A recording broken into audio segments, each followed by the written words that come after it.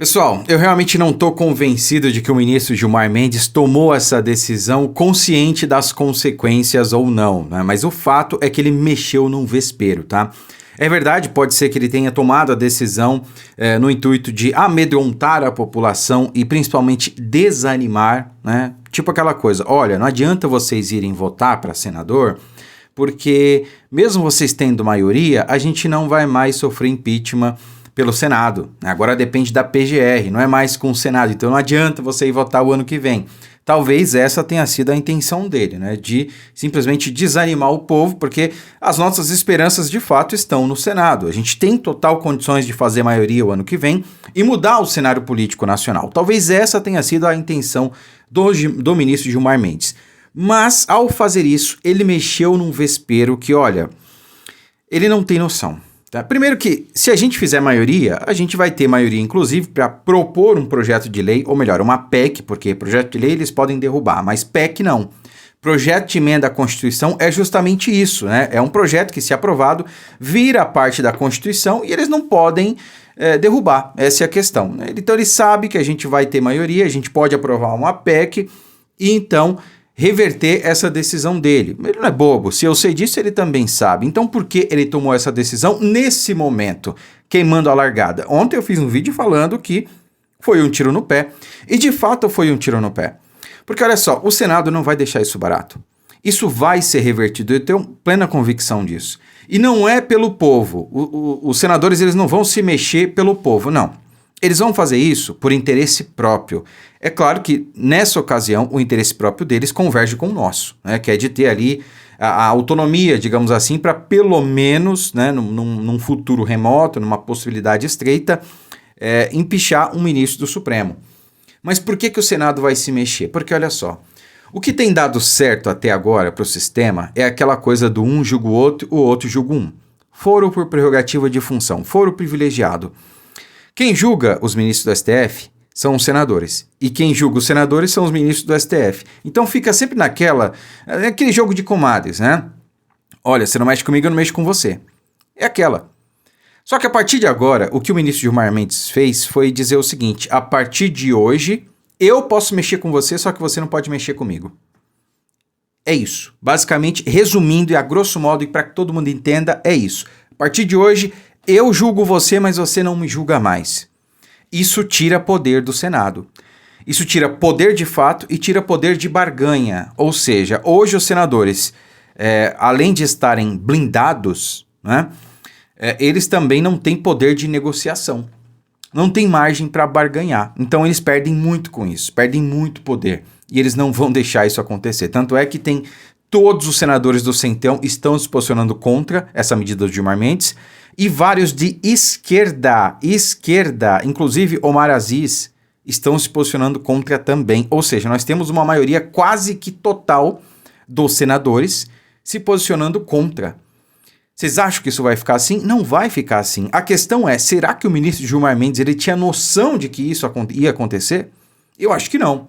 Né? Eu acho que do Olimpo onde ele fica, né, a soberba que sempre precede a queda é tão grande que ele achou que por ser inatingível podia tomar qualquer decisão e que ia ficar por isso mesmo. Dessa vez não vai. Né? Até porque o deputado Nicolas Ferreira apresentou uma PEC que, olha, excelente. Não sei se será ela o objeto de discussão agora de reverter essa decisão do Gilmar Mendes ou não, mas o que ele propõe aqui é muito bom. Eu quero ler aqui alguns trechos para vocês. Olha só.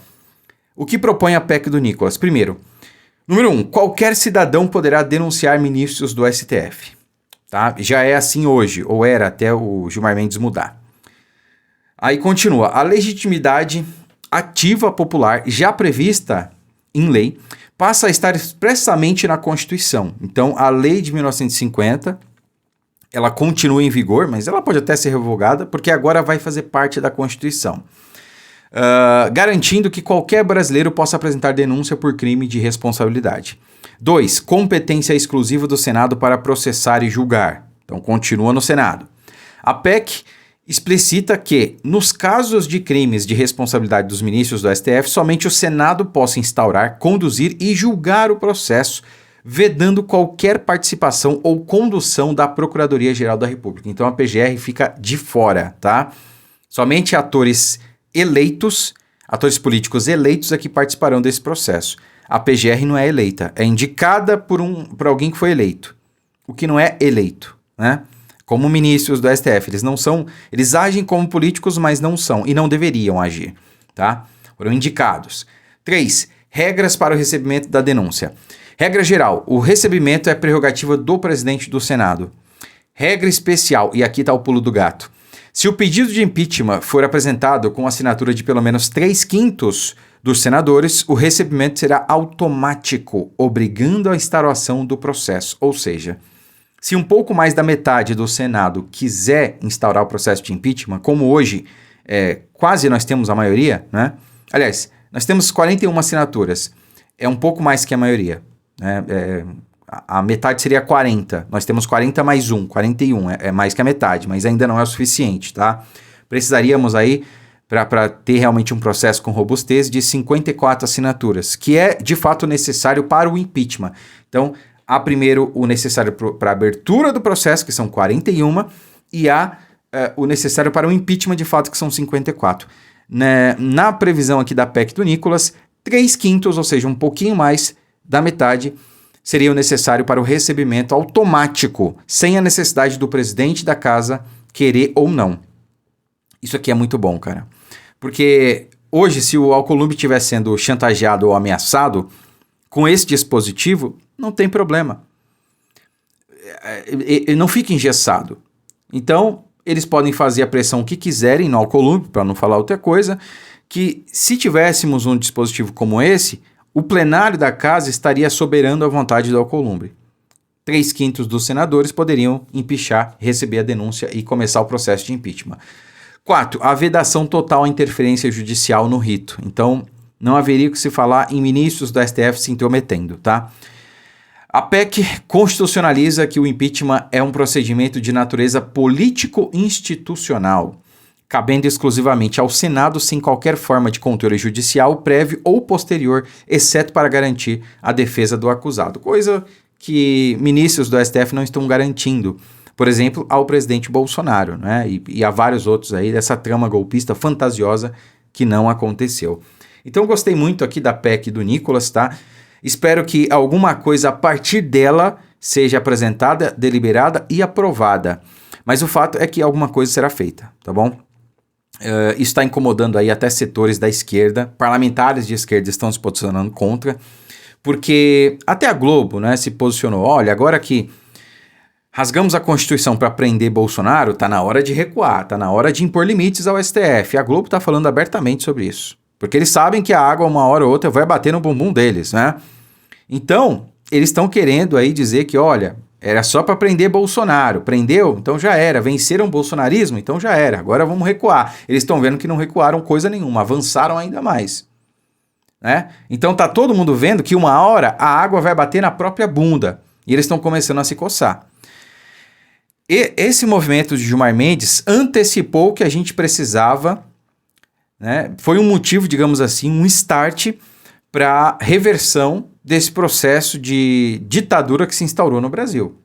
Então eu espero que realmente isso aqui seja um divisor de águas e a partir daqui a gente possa trazer de volta, resgatar o nosso país e trazer de volta a liberdade que há muito foi surrupiada de todos nós, para não falar outra coisa. E vamos ver, né? Vamos aguardar a cena dos próximos capítulos.